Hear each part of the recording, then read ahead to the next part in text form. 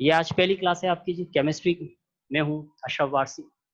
और छोटा सा इंट्रोडक्शन कि मैं रेंजर्स कॉलेज में होता हूँ मॉर्निंग में, और 2 साल से आदम जी सेंटर के साथ हूँ। आज हमारी ये ऑनलाइन क्लास केमिस्ट्री की पहली क्लास है, तो इसमें आज हम कोशिश करेंगे कि बेसिक केमिस्ट्री पे बात करें। बेसिक केमिस्ट्री में कि सबसे पहली चीज़ हमें ये पता हो केमिस्ट्री क्या है। दूसरी चीज़ केमिस्ट्री में हम क्या पढ़ेंगे। तीसरी जो इम्पोर्टेंट चीज़ वो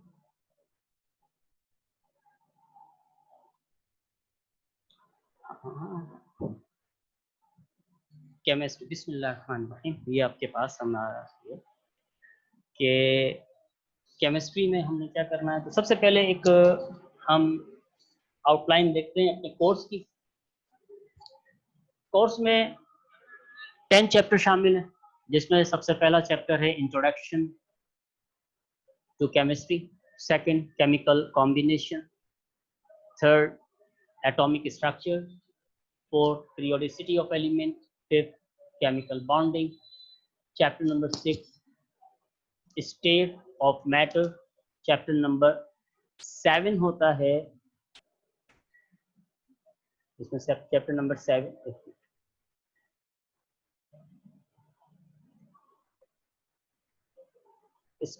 states of matter, chapter number 8 electrochemistry, and chapter number 9 acid bases and salt, और chapter number 10 chemical energetics। तो इसमें चैप्टर नंबर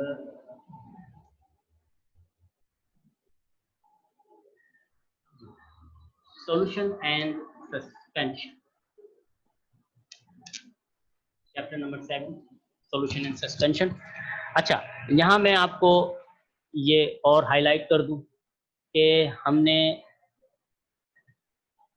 जो आपकी जो फर्स्ट टर्म है जो आज से शुरू हो रही है अगस्त से, तो अगस्त सितंबर अक्टूबर तक इंशाल्लाह ताला हम एक तो ये चैप्टर पढ़ेंगे इंशाल्लाह, जो कि है इंट्रोडक्शन टू केमिस्ट्री, जो कि आज से स्टार्ट कर रहे हैं। चैप्टर नंबर 2 हमारा रहेगा chemical combination. Chapter number 3 atomic structure हमने स्टडी करना है, और चैप्टर नंबर 5 केमिकल बॉन्डिंग हमने स्टडी करना है, और एक इसमें हम इंशाल्लाह ताला चैप्टर नंबर 7 स्टडी करेंगे, जो है सॉल्यूशन एंड सस्पेंशन। तो फर्स्ट ऑफ ऑल कि आपको ये पता होना चाहिए कि इस फर्स्ट टर्म के अंदर हमने कौन कौन से चैप्टर को स्टडी करना है। तो ये मैंने आपको बताया कि फर्स्ट टर्म में हमने चैप्टर नंबर 1, 2, 3 और फिर केमिकल बॉन्डिंग, और साथ में हो जाएगा सॉल्यूशन एंड सस्पेंशन।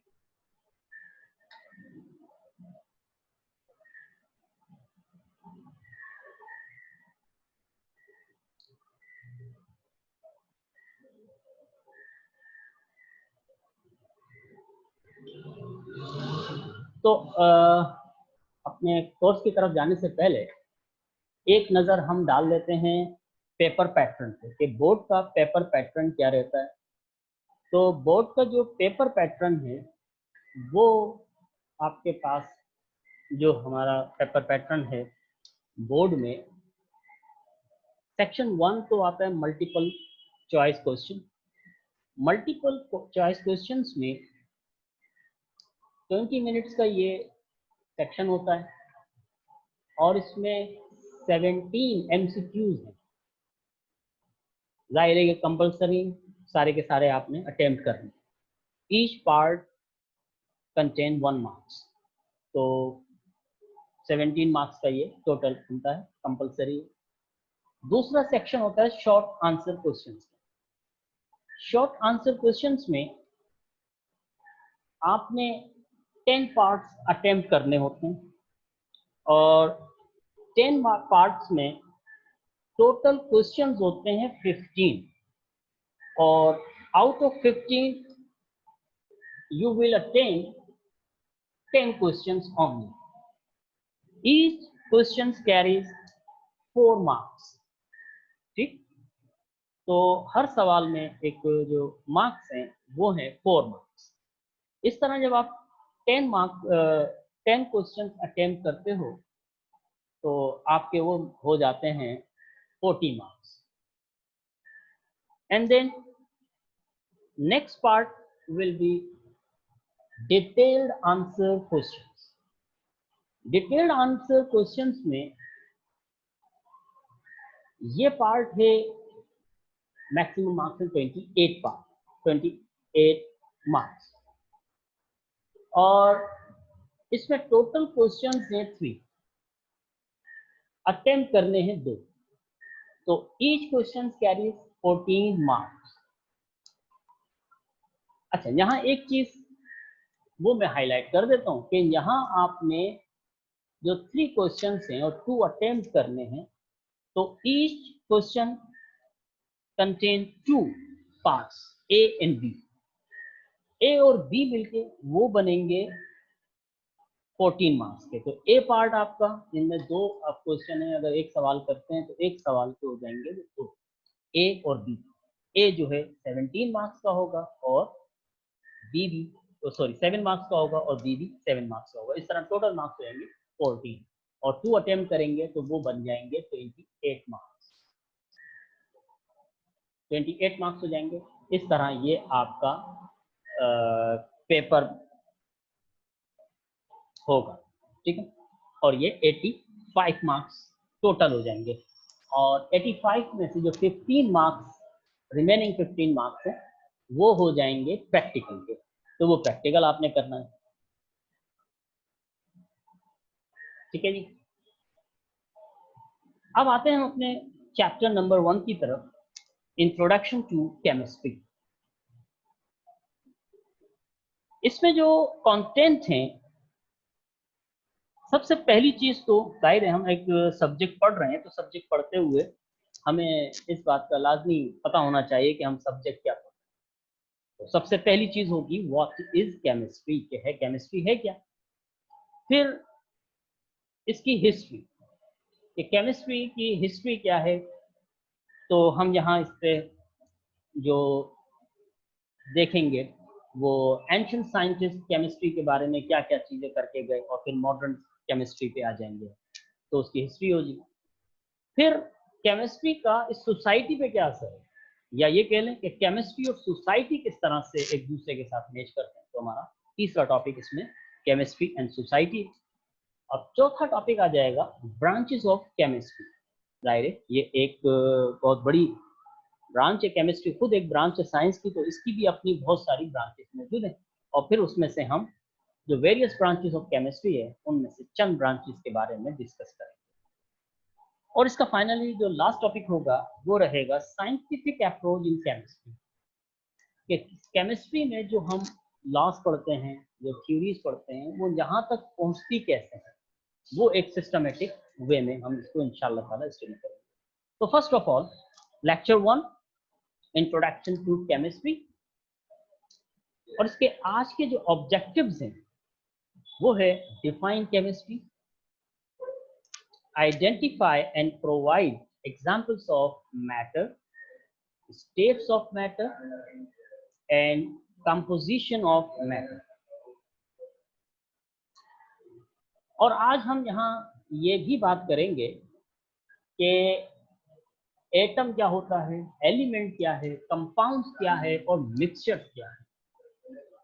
तो आज के ऑब्जेक्टिव व्हाट इज केमिस्ट्री, ये ऑब्जेक्टिव रहेगा और इसको साथ के साथ ही आप लर्न भी करते जाएंगे ताकि ये डेफिनेशन बीच में मैं आपसे पूछता भी रहूँगा। हम यहाँ आइडेंटिफाई करेंगे मैटर को with example, states of matter, composition of matter, and then differentiate among between the atom, elements, compounds, and mixtures. Now, what is the chemistry? Chemistry, the branch of science that deals with the study of matter, its composition, study of matter, its composition, structure,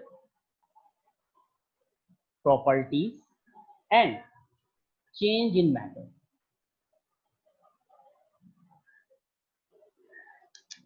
तो हम यहाँ जो मैंने दो highlight किए हुए, एक तो हम साइंस, पहली बात तो हमें ये पता हो कि साइंस क्या है, इस पे हमने बात करनी है थोड़ी सी। और दूसरी चीज हमें ये पता हो कि जिसको हम स्टडी कर रहे हैं वो चीज क्या है, यानी मैटर वो है क्या। और फिर जो मैटर में हमने स्टडी करनी है वो हो जाएगी first composition of matter, structure of matter and properties. हमें ये भी पता होना चाहिए कि ये किस तरह की इसकी प्रॉपर्टीज, कौन सी प्रॉपर्टीज है। और एक चीज हम पढ़ेंगे, चेंज इन मैटर। जाहिर है मैटर हमारे सामने रखा हुआ है और मैटर में तब्दीली आएगी। पहले तो हमें ये पता चल जाए कि मैटर क्या है, फिर इसके बाद हम ये देखते हैं कि उसमें तब्दीली क्या है, चेंज क्या आ गया। चेंज, जो चेंज आया तो जाहिर है चेंज किसी ना किसी वजह से आया। तो जो चेंज आने की वजह है वो वजह लॉज और प्रिंसिपल्स की सूरत में पड़ेगा कि किस लॉ के तहत इसमें चेंज आया या कौन सा प्रिंसिपल इसके ऊपर अप्लाई हुआ तो इसमें ये चेंज आया।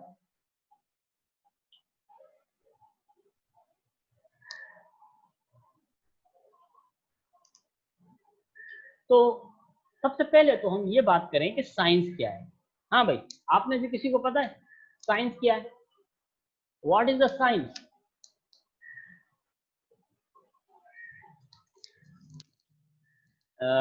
बेटा यहाँ तो ऑडियो बड़ी क्लियर आ रही है, बहरहाल चेक कराते हैं, चेक करें दोबारा। जी बेटा, आप में से कोई बताएगा साइंस की डेफिनेशन? Good good. और कौन लिख रहा है बेटा? जल्दी जल्दी जल्दी जल्दी। अभी तक हमारे पास एक ही ने जवाब दिया है। इसको चैट की सूरत में भी आप मुझे सेंड कर सकते हैं। शाबाश बच्चों। What is the science?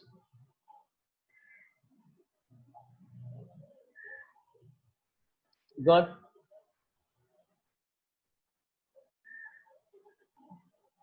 Good बेटा। नाउ जी, साइंस, साइंस ये एक लैटिन वर्ड है जो सेंटिया से निकला। Science from the Latin सेंटिया meaning knowledge और नोइंग।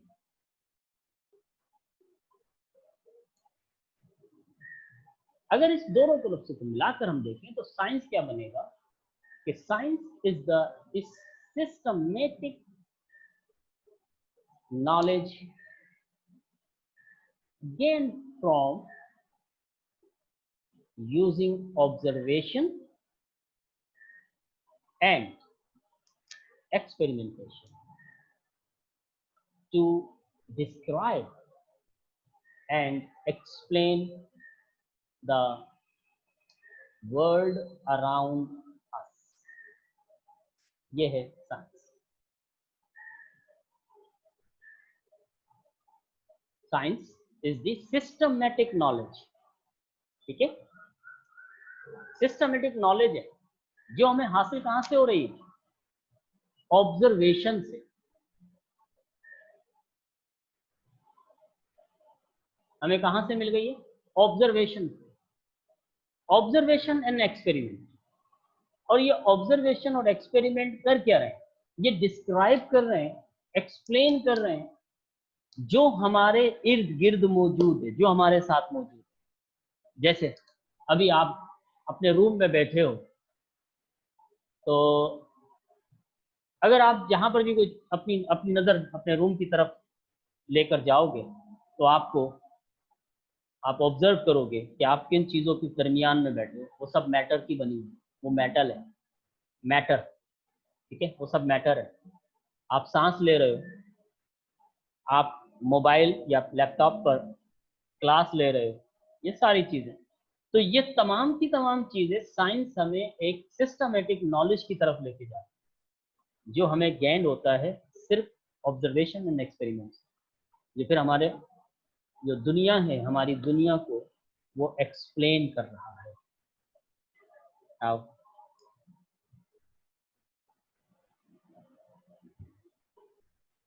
Let's move.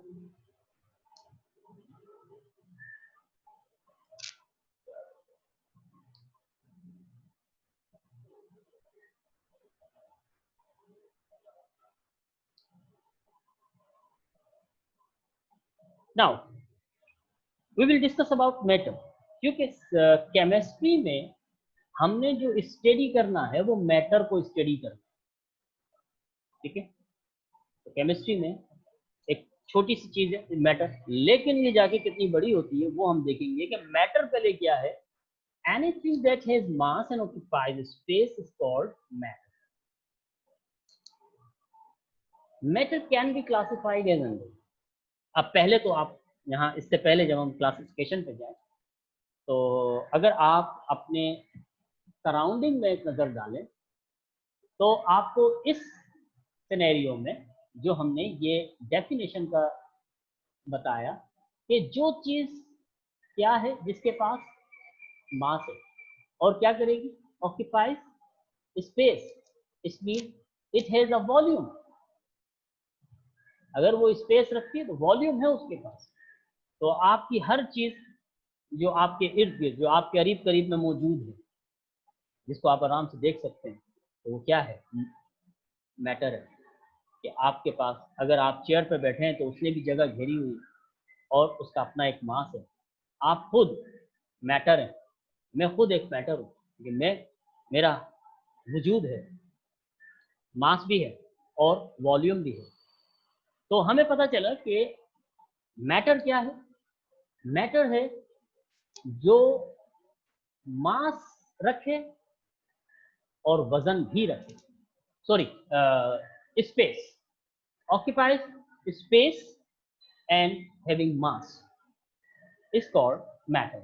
Now, अब जब मैं अपने इर्द गिर्द की तरफ देखता हूँ, सराउंडिंग में देखता हूँ, तो मुझे मैटर कुछ इस इन क्लासेस में नजर आता है। किन क्लासेस में नजर आता है कि मैटर मुझे सबसे पहले, तो दो क्लासेस को मैं डिवाइड कर देता हूँ।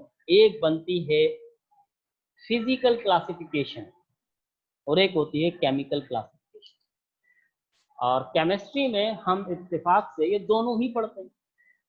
हम फिजिकल क्लासिफिकेशन भी स्टडी करते हैं, जैसे कि आपने इसमें कंटेंट में देखा था कि चैप्टर नंबर 6, तो चैप्टर नंबर 6 है ही स्टेट्स ऑफ मैटर पे, और वो वहाँ पर जो हम पढ़ेंगे वो फिजिकल क्लासिफिकेशन को करेंगे, बाकियों में केमिकल क्लासिफिकेशन हम करते जाएंगे। तो फिजिकल क्लासिफिकेशन,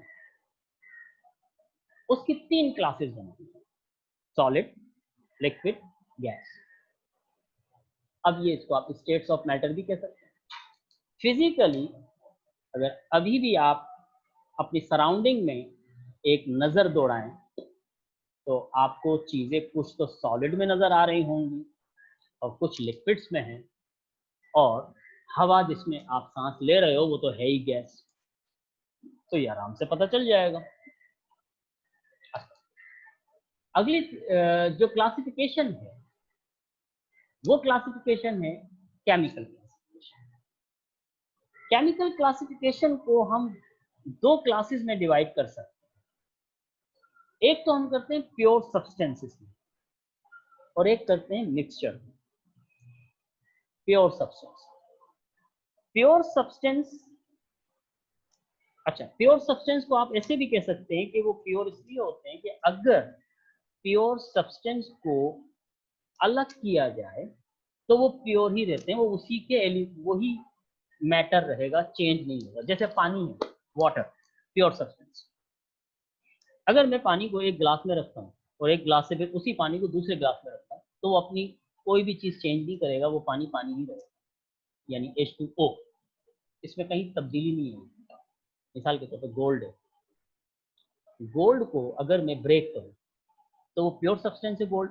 अगर मैं ब्रेक कर दूँ, उसके 2 पीसेस कर दूँ, तो वो 2 पीसेस होने के बाद भी दोनों पीसेस गोल्ड के ही होंगे, कुछ और नहीं बन जाएगा। तो इस तरह से हम प्योर सब्सटेंस की बात करें, तो प्योर सब्सटेंसेस 2 तरह से हमें मिल रहे हैं, एक मिलते हैं एलिमेंट्स की फॉर्म में और एक मिलते हैं कंपाउंड्स की फॉर्म में। ठीक है, एलिमेंट फिर क्लासिफाई हो जाता है 3 तरह से, जिसमें हम कहते हैं कि एक तो है मेटल्स, दूसरा होता है नॉन मेटल्स और तीसरा आ जाता है मेटलॉइड। ठीक है जी। अब याद रहे कि केमिकल क्लासिफिकेशन में प्योर सब्सटेंस है, प्योर सब्सटेंस में एलिमेंट है। एलिमेंट 3 तरह से है, metals, non metals, metalloid. Metalloid को हम सेमी मेटल्स भी कहते हैं। ठीक है, तो याद रहे मैटर, मैटर की classification chemical classification, chemical classification से है प्योर सब्सटेंस, प्योर सब्सटेंस से है एलिमेंट्स। एलिमेंट्स की 3 टाइप्स आ जाती हैं, क्या तो वो मेटल्स होते हैं या फिर नॉन मेटल्स, या तीसरी चीज आती है मेटलॉइड्स, जिनको हम सेमी मेटल्स भी कहते हैं। अब आ जाए कंपाउंड्स में।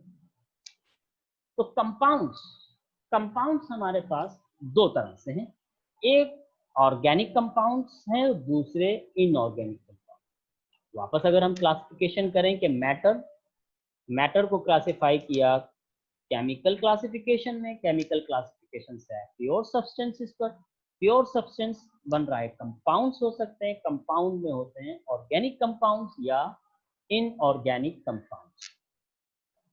यहाँ बच्चों किसी के जहन में कोई सवाल आ रहा हो तो वो सवाल कर सकता है।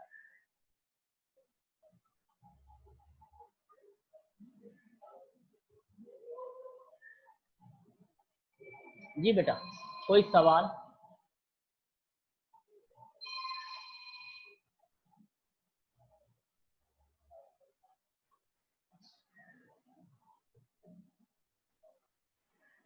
जी बेटा, कोई सवाल किसी के जहन में, फिर हम आगे चलेंगे। अच्छा, हाँ बेटा, आ रही है, आ रही है, आ रही है। मैंने यहाँ तक का सवाल पूछा था, अब आ रहा है मिक्सचर में। मिक्सचर हमारे मिक्सचर की 2 टाइप्स होती हैं, एक कहलाते हैं होमोजीनियस मिक्सचर।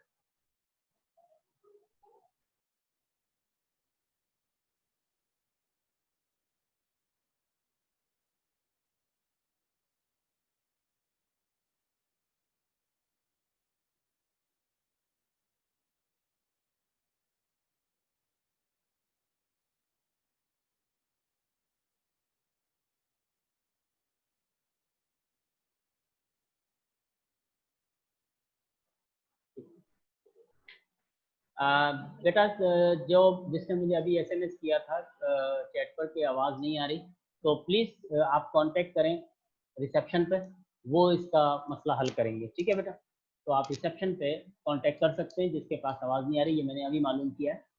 तो बहरहाल ये पहला दिन है, थोड़ा सा एडजस्ट करो, इंशाल्लाह ताला वो फिर बेहतरी आती जाएगी। ठीक है, तो mixture, chemical compound, chemical classification, chemical classification में मिक्सचर, मिक्सचर होमोजीनियस मिक्सचर, और एक होते हैं हेट्रोजेनियस मिक्सचर। अच्छा, अब हम इसकी डिटेल में भी आएंगे और साथ में डिटेल में आते हुए इसकी मैं एग्जांपल्स वगैरह भी आपको दिखाऊंगा इंशाल्लाह ताला।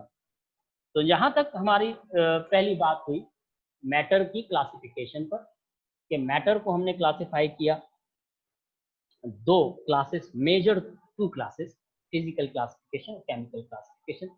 फिजिकल क्लासिफिकेशन में हम स्टेट्स ऑफ मैटर की बात करते हैं, सॉलिड, लिक्विड, गैस, ये स्टेट्स ऑफ मैटर की। केमिकल क्लासिफिकेशन में 2 क्लासेस बनती हैं, pure substances and mixtures. Pure substances में फिर 2 क्लासेस आ जाती हैं, एलिमेंट्स एंड कंपाउंड्स। एलिमेंट्स 3 तरह से मौजूद हैं, एलिमेंट मेटल्स भी होते हैं, नॉन मेटल्स भी होते हैं और मेटालॉइड्स भी होते हैं। इस तरह से कंपाउंड्स भी दो क्लासेस में डिवाइड किए जा सकते हैं, ऑर्गेनिक एंड इनऑर्गेनिक। फिर आते हैं हम मिक्सचर की सूरत में, तो मिक्सचर्स होमोजीनियस मिक्सचर भी होते हैं और हेट्रोजीनियस मिक्सचर भी। ये मैं आपको जैसे जैसे क्लास में जितनी मैंने अभी ऊपर आपको ये क्लासिफिकेशन किए, इंशाल्लाह इसकी एक एक की मैं एग्जाम्पल्स देता जाऊंगा ताकि आपको अच्छी तरह से ये बात समझ में आ जाए। तो अभी हम पहले बात करते हैं फिजिकल क्लासिफिकेशन में। तो फिजिकल क्लासिफिकेशन हमारी तीन थी, सॉलिड, लिक्विड, गैस। तो solid, as you know very well, solid particles tightly packed to each other. They have definite shapes and definite volume because they are particles tightly packed to each other. इनमें कहीं space नहीं है, ये एक दूसरे के साथ ज्वाइंड है और इसीलिए इनके डेफिनेट शेप्स मिलेंगे और डेफिनेट वॉल्यूम जो आपको इस ब्लॉक में नजर आ रहा है। Next thing that liquid, liquid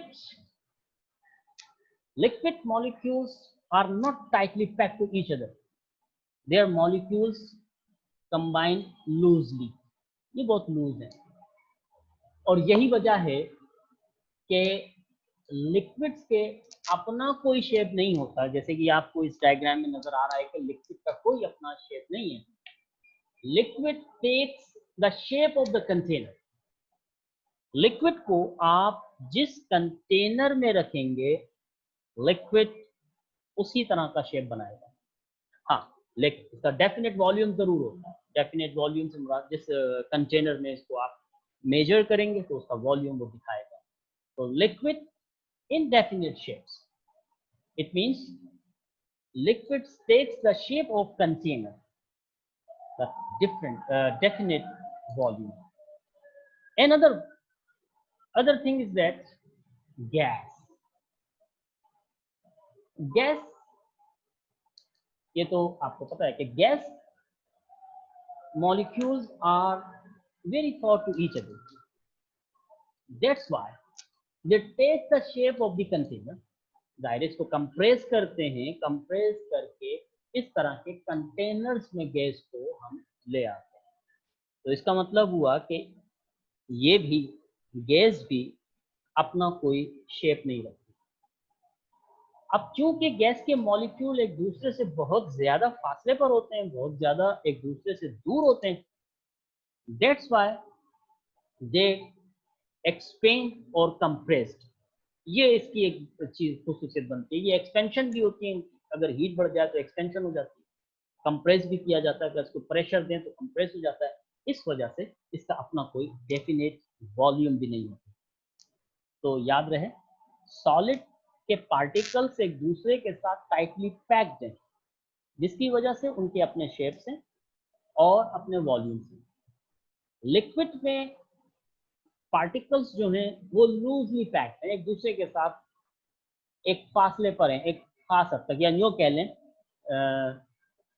liquid के जो पार्टिकल्स हैं उनकी इंटरमीडिएट फॉर्म है सॉलिड और गैस के दरमियान, सॉलिड एंड गैस। सॉलिड के पार्टिकल्स टाइटली पैक्ड हैं, गैसेस के पार्टिकल्स एक दूसरे से बहुत दूर हैं, जबकि लिक्विड के पार्टिकल्स इस दो के दरमियान में हैं। ना वो टाइटली पैक्ड हैं और ना ही वो बहुत दूर हैं, बल्कि ये एक दूसरे के करीब। तो ये हमारी फिजिकल क्लासिफिकेशन में तीन चीज। अब आ जाए केमिकल क्लासिफिकेशन।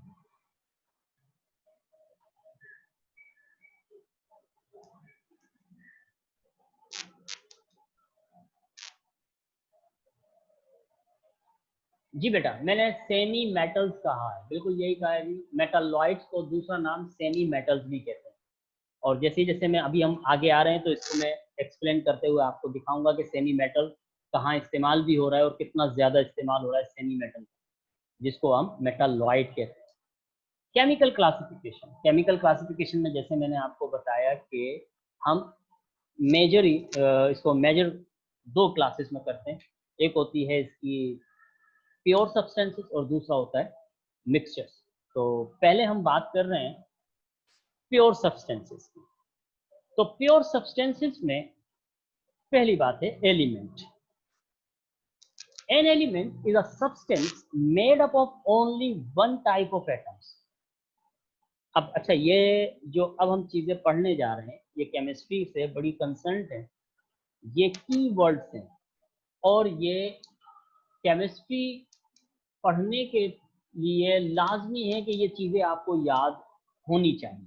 तो अब यहाँ से जो डेफिनेशंस मैं आपको बता रहा हूँ वो आपको बिल्कुल पक्की पक्की याद रहनी चाहिए। An element is a substance made of only one type of atom. It means कि आप इसकी मिसाल ला सकते हैं कि sodium, copper, carbon, gold, like that. ये एक डायग्राम है सोडियम की। तो आप इसको यहाँ देख सकते हैं कि नाइफ से जब सोडियम को हम काट रहे हैं और सोडियम के पीसेस कर रहे हैं तो सोडियम का हर पीस सोडियम ही है, जिसका मतलब हुआ, जो हमने डेफिनेशन में पढ़ा तो इसको साफ मतलब हुआ कि sodium is an element made up of sodium atoms only. यानी सोडियम को जितनी भी मर्तबा आप ब्रेक करेंगे, ब्रोकन डाउन करेंगे, ये ऐसा नहीं होगा कि ये आयरन में टूट जाएगा, आयरन में कटेगा या ये कॉपर में बन जाएगा, नहीं, ऐसा नहीं। तो सोडियम के तमाम एटम सोडियम के ही होंगे और वो एक ही एटम है सोडियम, ये याद रहे। हाँ, तो एलिमेंट क्या है? Element is a substance made up only one type of atoms. ये एक ही टाइप के एटम से बना हुआ है, ठीक है, जिसकी मिसाल आपको मैंने दी सोडियम, कॉपर, कार्बन, गोल्ड। और ये आप डायग्राम में देख सकते हैं कि जब हम कॉपर को ब्रेक करें, कॉपर को काटते जाएं, कॉपर को जितने आप, ये पीसीस आपको कॉपर के नजर आ रहे हैं, जितने भी पीसीस आपको कॉपर के नजर आ रहे हैं उसमें तमाम एटम कॉपर के ही होंगे। ऐसा नहीं हो सकता कि सोडियम के ही होंगे। ऐसा नहीं होगा कि ये सोडियम एटम के अंदर कोई दूसरे एटम इन्वॉल्व होता है, नेवर एवर, ठीक है जी। तो एलिमेंट क्या है? An element is a substance made up of only one type of atom, ठीक है। अगर कोई सवाल आता है तो आप मुझे चैट कर सकते हैं, चैट पे पूछ सकते हैं या माइक से मुझे बुला के पूछ सकते हैं। तो यहाँ एलिमेंट्स याद रहे कि elements are the simplest form of matter,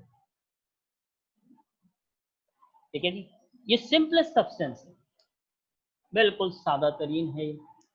अब तक के जो डिस्कवर्ड एलिमेंट हो चुके वो हैं 109। अब जो मॉडर्न पीरियोडिक टेबल है उसके अंदर 112 भी है और मजीद मॉडर्न पे जाओगे तो 118 भी। तो लेकिन बहरहाल जो अब तक के नॉन एलिमेंट होते हैं 109, और इन 109 एलिमेंट में 92 एलिमेंट्स जो हैं वो नेचुरल हैं, ये कुदरती हैं। और इसके अलावा जो बाकी के एलिमेंट हैं वो तैयार किए गए हैं, बनाए गए हैं, सिंथेसाइज एलिमेंट हैं जिनको लैब्स में बनाया गया है, ठीक है। तो अब तक के एलिमेंट्स 109 या 112 कह लें आप, तो different types of different elements हैं। 92 एलिमेंट्स ये नेचुरल हैं जो कि कुदरती तौर पर हैं। बाकी जो एलिमेंट हैं वो बनाए गए हैं लैब्स में। मिसाल के तौर पर मैं यहाँ कुछ एलिमेंट्स की एग्जांपल्स आपको दे दूँ कि ये कुछ एलिमेंट्स हैं, और इसके साथ ही आपने यहाँ काम ये करना है कि नेम ऑफ एलिमेंट ये आपने लाजमी याद करना है, और सिंबल ये लाजमी याद करना है। ये फर्स्ट 20 एलिमेंट्स के नेम एंड सिंबल, ये फर्स्ट 20 एलिमेंट्स के नेम और सिंबल आपको लाजमी याद होने चाहिए, क्योंकि ये हमारी की है, केमिस्ट्री की है। तो सबसे पहले आप आहिस्ता आहिस्ता पढ़ते जाइएगा। हाइड्रोजन का सिंबल H, सोडियम Na। यहाँ एक चीज़ मैं आपको बता दूं कि आमतौर पर जो फर्स्ट अल्फ़ाबेट है वो सिंबल के तौर पे लिया जाता है, लेकिन कुछ जगहों पर फर्स्ट अल्फ़ाबेट के साथ सेकंड या थर्ड अल्फ़ाबेट को भी लिया जाता है। तो फर्स्ट अल्फ़ाबेट हमेशा कैपिटल रहता है और जो सेकंड या थर्ड अल्फ़ाबेट लिया जाएगा वो लिया जाएगा स्मॉल लेटर में, जैसे कि यहाँ आपको सोडियम नजर आ रहा है। अच्छा, एक यहाँ चीज और मैं आपको बता दूं, जैसे कि सोडियम, और सोडियम का सिंबल है Na, तो सोडियम में कहीं पर भी Na नहीं है। तो एक सिस्टम है, कहलाता है आयुपेक सिस्टम, जो कि वर्ल्ड वाइड सिस्टम है। उस सिस्टम ने कुछ चीज़ों को इस तरह से रखा है कि तकरीबन 9 एलिमेंट्स, 9 एलिमेंट ऐसे हैं जिनके सिंबल्स लैटिन वर्ड में हैं, लैटिन वर्ड से लिए गए हैं, और नाम उनका इंग्लिश में है। 9 एलिमेंट ऐसे हैं जिनके सिंबल लैटिन वर्ड से लिए गए हैं और नाम उनका इंग्लिश में लेते हैं। उन्हीं में से कि सोडियम और पोटेशियम भी। सोडियम, ये इसका लैटिन वर्ड होता है नेट्रियम, NaTrium, नेट्रियम। तो नेट्रियम से लिया गया है Na, और इसका इंग्लिश में नाम रहता है सोडियम। इसी तरह पोटेशियम, कैट्रियम, उसका भी वहां से नाम दिया गया, लैटिन वर्ड से है ये, और इसका नाम पोटेशियम है। तो ये दो यहाँ पर मौजूद हैं, बाकी आगे आ जाएंगे। ऑक्सीजन का सिंबल O, आयरन, ये भी लैटिन वर्ड से लिया गया है और इसका होता है फेरस, Fe। इसी तरह सल्फर, सल्फर का S, मैग्नीशियम Mg, यहाँ आपने देखा कि M कैपिटल फर्स्ट लेटर और G स्मॉल लेटर जो कि थर्ड लेटर है, तो यहाँ Mg सिंबल बना मैग्नीशियम का। कार्बन, कार्बन का सिंबल C कैपिटल रहेगा। क्लोरीन, क्लोरीन के अंदर फर्स्ट C कैपिटल लिया और थर्ड जिस लिया अल्फाबेट वो L लिया, तो Cl बना। Bromine Br, nitrogen simple capital N। Gold, gold भी लैटिन वर्ड से लिया गया, यानी Au, Au का मतलब होता है ऑरियम, तो ऑरियम लैटिन वर्ड से लिया गया है जिसका इंग्लिश में तर्जुमा होता है gold. Phosphorus P, calcium Ca। तो ये आपने फर्स्ट स्टेप में, पहला स्टेप आपका ये होगा कि ये फर्स्ट 20 एलिमेंट्स के नेम एंड सिंबल वो आपने याद कर लेने हैं। नेक्स्ट क्लास में मैं इंशाल्लाह ताला आपसे, यानी कल की क्लास में पूछ सकता हूँ, और ये अपने माइक आप सही रखिएगा, मुझे जवाब भी चाहिएगा। ये फर्स्ट 20 एलिमेंट्स हैं, हाइड्रोजन टू कैल्शियम, यानी हाइड्रोजन से लेकर कैल्शियम तक नहीं, ये फर्स्ट 20 एलिमेंट नहीं है, सॉरी, ये इसमें डिफरेंट एलिमेंट, लेकिन आपने ये भी याद करने हो फर्स्ट 20 एलिमेंट्स, मैं अगली सीरीज में आपको दिखा दूंगा। नेक्स्ट, अब यहाँ एक चीज, जैसे अगर मैं अपनी पिछली स्लाइड पे आऊं,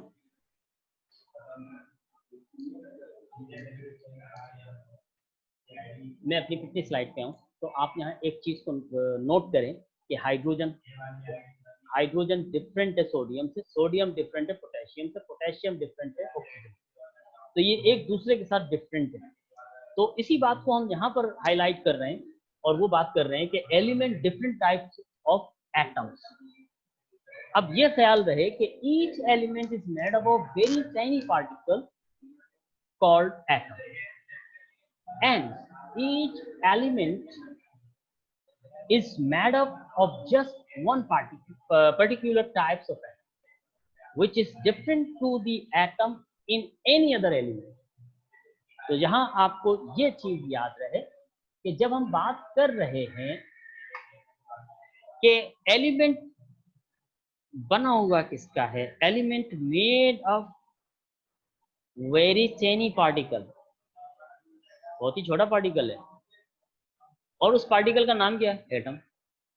ठीक है, उस पार्टिकल का नाम हो गया एटम।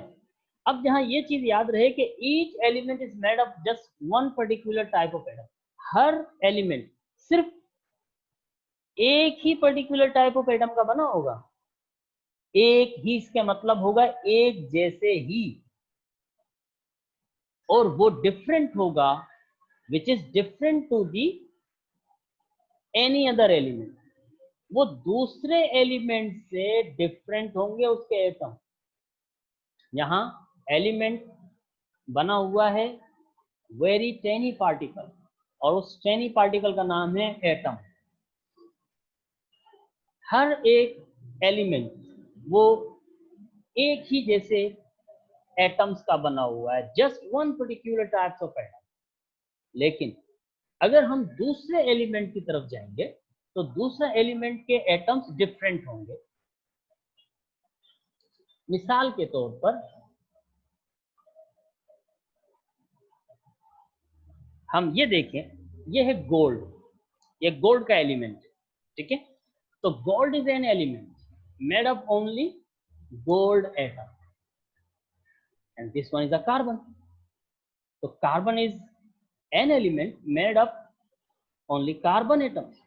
तो अब जो एटम गोल्ड के हैं वो एटम कार्बन के नहीं होंगे, कार्बन के जैसे नहीं होंगे, और जैसे कार्बन के एटम हैं वैसे गोल्ड के नहीं होंगे। तो ये बात हमने की, element different type of atom.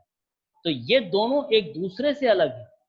ये जरूर है, जैसे कि आप इस स्फीयर में देख रहे हैं कि ये गोल्ड के एटम्स हैं और हर गोल्ड का एटम एक ही जैसा बना हुआ है।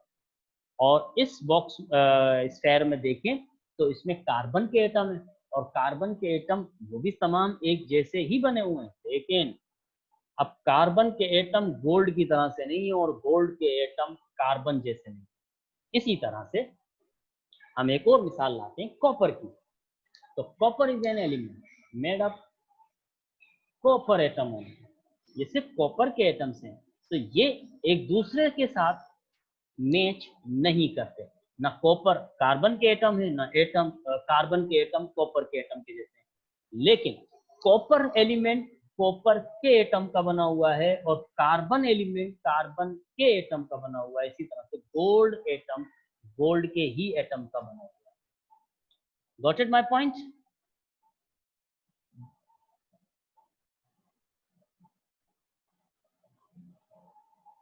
अभी हम उस पे आ रहे हैं बेटा, अभी आ रहे हैं, जो बात आपने सवाल किया है उस पे हम आ रहे हैं। अभी हम एलिमेंट पे हैं, कंपाउंड पे नहीं आए, ठीक है।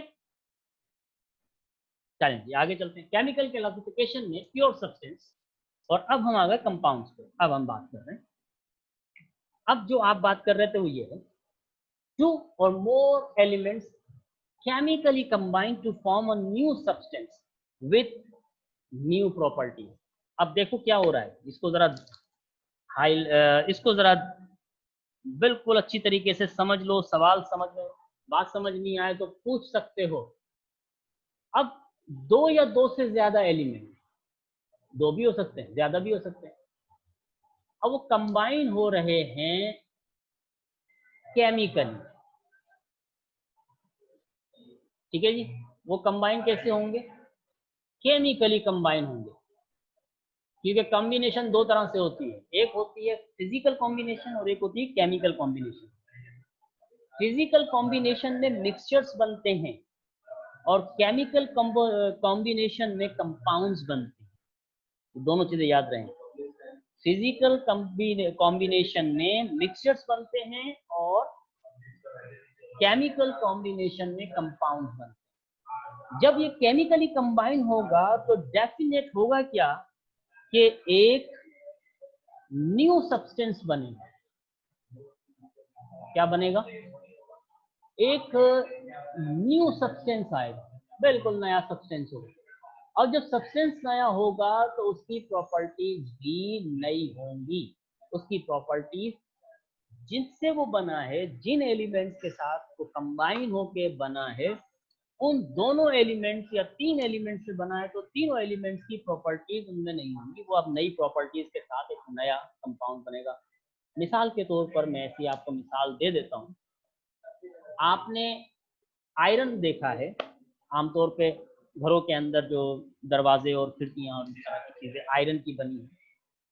आयरन के अंदर कुछ अरसे अगर उसको हम ऐसे खुला छोड़ दें हवा में, तो हवा में रखने की सूरत में आयरन जो है वो कन्वर्ट हो जाएगा रस्ट में, कोरेजन आ जाएगा, उसको रस्ट आ जाएगा, जंग लग जाएगा।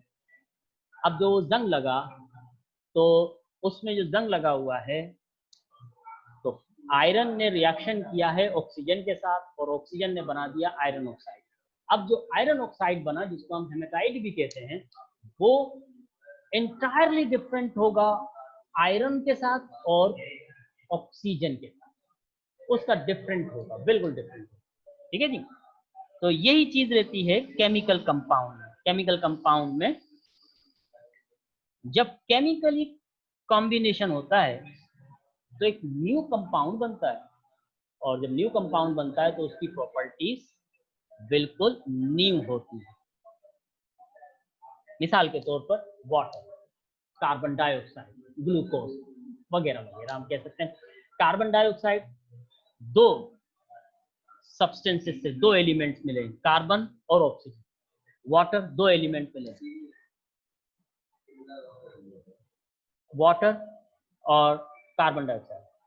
तो ये वाटर हाइड्रोजन के साथ है और ये हमारे पास दो एलिमेंट कार्बन एंड ऑक्सीजन के साथ है। इसको हम यहाँ मिसाल के तौर पे ये कार्बन सोडियम, सोडियम के साथ क्लोरीन ने रिएक्शन किया और ये कंपाउंड बना, जो कि बना कॉमन सॉल्ट, जिसको आप कहते हैं सोडियम क्लोराइड। अब देखें, अब आप अपने घरों के अंदर सॉल्ट यूज करते हैं, खाने का नमक करते हैं।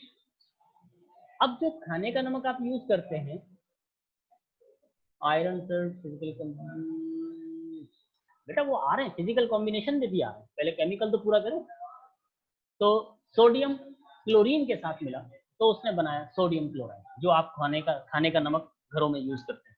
अब जो खाने का नमक आप यूज करते हैं, देखो ये इसकी प्रॉपर्टीज इस सोडियम से और इस क्लोरीन गैस से डिफरेंट है, बिल्कुल डिफरेंट है। ये जो नया कंपाउंड बना है, ये नया कंपाउंड इंटायरली डिफरेंट है अपने इन दोनों एलिमेंट से, जिनसे ये बना था, सोडियम और क्लोरीन। अब अगर हमसे ये कहें कि इसमें सोडियम या क्लोरीन भी बिल्कुल है, लेकिन इसकी प्रॉपर्टीज ना सोडियम वाली प्रॉपर्टीज हैं, ना इसके अंदर क्लोरीन वाली प्रॉपर्टीज हैं, बल्कि इसकी अपनी ही प्रॉपर्टीज, जो कि सोडियम क्लोराइड सॉल्ट है और सॉल्ट की इसकी अपनी प्रॉपर्टीज है।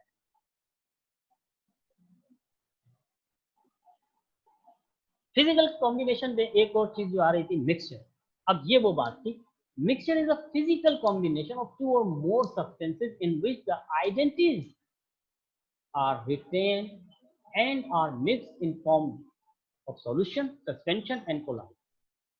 जब मिक्सचर्स बनते हैं दो या दो से ज्यादा एलिमेंट्स के साथ, कंपाउंड्स के साथ, तो इनकी जो आइडेंटिटीज होती हैं वो खत्म नहीं होती, वो बरकरार रहती है, चाहे वो सॉल्यूशन की सूरत में हो, सस्पेंशन की सूरत में हो, या कोलिजन की सूरत में, कोलाइड्स की सूरत में। टाइप्स ऑफ मिक्सचर, होमोजेनियस और हेट्रोजेनियस। अच्छा जी, यहाँ तक हम आ गए, इसकी हमारी टाइम खत्म हो गया है। इंशाल्लाह ताला इसको मैं यहाँ से कल कंटिन्यू करूँगा मिक्सचर्स के साथ। इसमें अगर आपके जहन में आज या कल क्लास से पहले तक कोई भी सवाल आ जाए, तो आप यहाँ पर SMS कर दें, व्हाट्सएप कर दें, वो मुझे फॉरवर्ड कर देंगे और मैं फिर इसका आंसर आपको बता दूंगा। और याद रहे कि कल मैंने जो आपको ये एलिमेंट्स दिखाए हैं, एलिमेंट्स के सैम्पल वगैरह भी मैंने आपसे पूछने हैं। तो आई होप कि आपको क्लास में समझ आया होगा, और जो समझ नहीं आया हो तो वो आप पूछ सकते हैं। अल्लाह हाफिज़।